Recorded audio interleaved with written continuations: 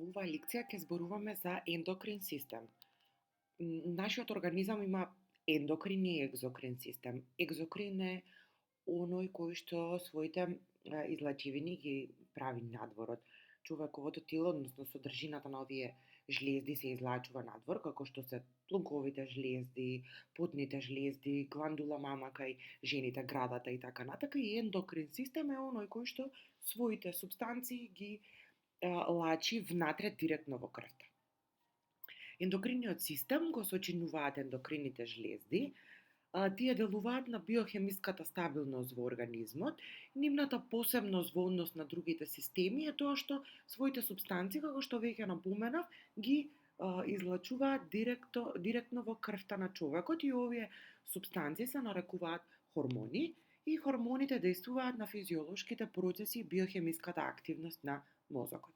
На оваа слика може да ги забележиме жлездите кои што се дел од ендокриниот систем.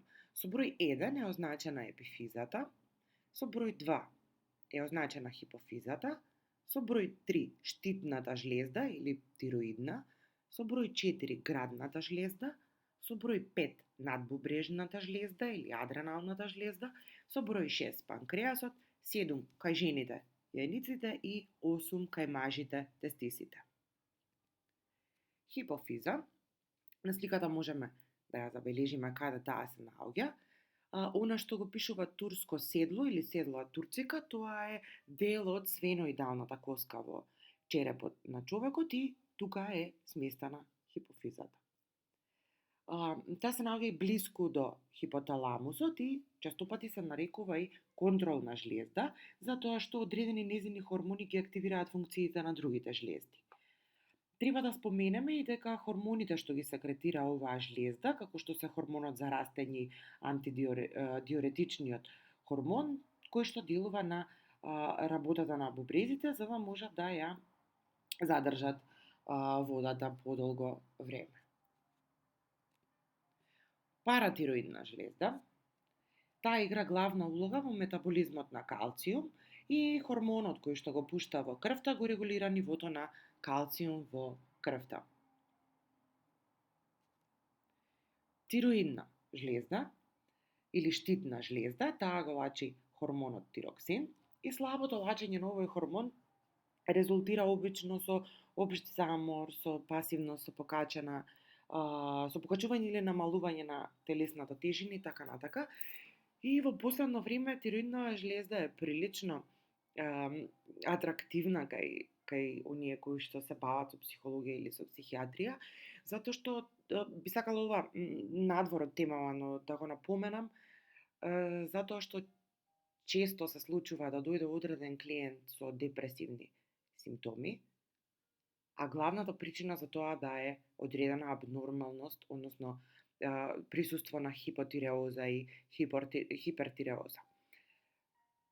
Така да не е лошо при појава на одредено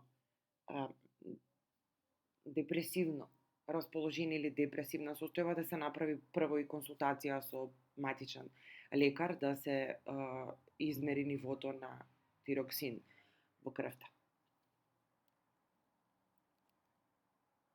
Адренални или надбубрежни жлезди секретираат хормони и како адреналинот.